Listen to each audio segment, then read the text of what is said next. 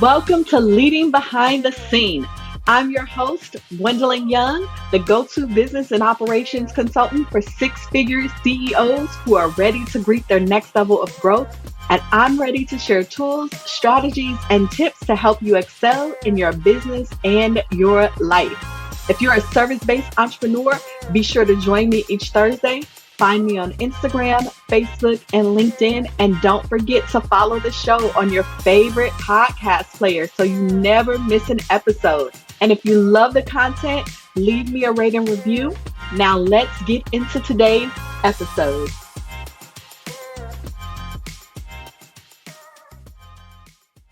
Hey, beautiful people. Yes. We are still talking about business boundaries, when to say yes, and how to say no to create a healthier relationship with your business. Previously, we talked about the litmus test and we asked ourselves a bunch of questions to dig a little deeper into what was really most important. This week, we are diving into the top must-have boundaries for successful business owners. So go ahead and grab your pens and notebooks. So while the litmus test and core values exercises that we did were helpful, there are some basic boundaries every business owner should put in place to ensure their day-to-day life and business operates smoothly. These don't necessarily have to do with opportunities, but they will help you manage your time, your energy, and your bandwidth so you have more time, energy, and bandwidth to devote to the opportunities that do meet your standards. Number one, and there's only two important ones. One, boundaries with clients and boundaries with yourself. So let's start with boundaries with clients. Whether you're a service provider, a coach, a consultant, it's important to set clear guidelines and expectations. It's important to set these up before there's a problem. For service providers, this will help so you don't have to either give in to a client's demand at your own detriment or ask for their forgiveness. For my coaches and consultants, this will give you peace of mind around any potential issues that might pop up. Set them ahead of time. Communicate them clearly and enforce them. The boundary conversation should ideally occur during the discovery phase, but definitely during the onboarding phase. They should also be repeated in an email or in a physical welcome packet. You can even go so far as to require an initial next to those boundaries if you list them in your contract, so there's no claiming ignorance when a problem or question arises. Trust me. I know repeating this in multiple places sounds like overkill, but trust me, it's necessary. Also, be confident in the boundaries that you set.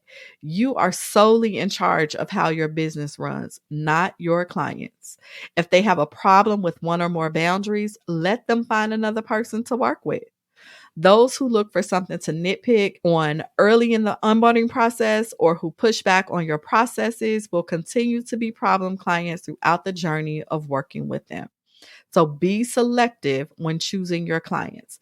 Pay attention to the red flags and do not second guess yourself. I cannot say that enough. Some client boundaries might include, but these are not limited. So, of course, you can build more. I just want to give you a starting point.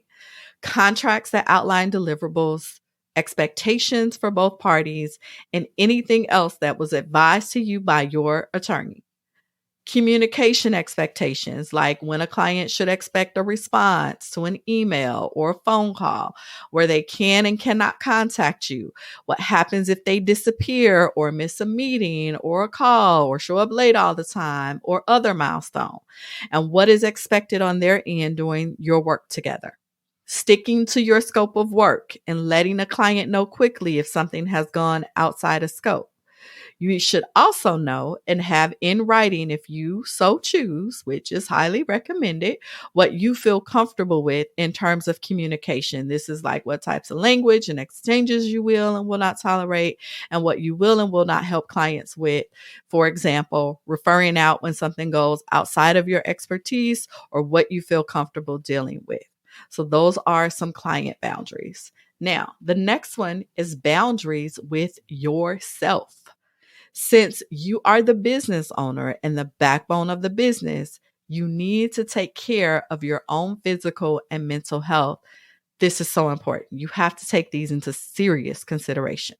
How can you create boundaries that allow you to decompress and relax from your work, So here are a few must-haves.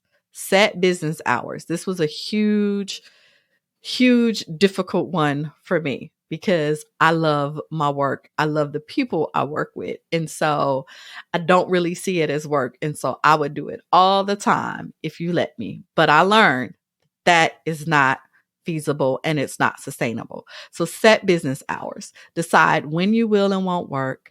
Do you have set hours each day, each week? Map them out on a calendar, put them on your website, get them in writing, make them visible somewhere. If you're a workaholic, might be talking to myself, post them in your office and set an alarm on your phone to wrap up your day. If you have to go get another phone, one that none of your clients have the number to, then do it. Ask me how I know. And don't y'all come calling me asking me what's that other phone number because I'm not giving it to you. Set a work schedule and stick to it, right? Quit letting work spill into every other area of your life unless it's 100% necessary. Sometimes a product launch or a client's product launch will require late nights or weekend work, and that's fine, but plan accordingly and let your family know the schedule. Otherwise, stick to your schedule so you can enjoy some downtime outside of your office and business hours. Don't take on more than you can reasonably handle client wise. It's actually best to underschedule yourself and overestimate how long it will take you to do something, right? Versus overscheduling yourself and not being able to get it all done. So there's never any harm in turning down clients or giving them a great referral if you don't have the bandwidth. I love sending business to my biz besties. And then there's your business finances. What will you and won't you spend on? Don't fall prey to shiny object syndrome, or you could wind up in debt and regret your purchases. Set up a schedule to review your monthly subscriptions and your software programs that renew monthly and annually. Do you really use all of these things, or can those expenses be trimmed? Outsource to the experts. If you don't know how to do something, bring an expert on board to handle it for you. A bookkeeper and a CPA will both be useful keeping your finances in order, and they can advise you if a purchase is going to be considered debt or business write-off and all the things. So know your own limits and hire accordingly. Don't give away all of your expertise for free. Showing up and giving value on social media or in interviews is not bad. Just be strategic about it. Don't give away everything for free and make it more difficult for people to invest in your paid services and programs.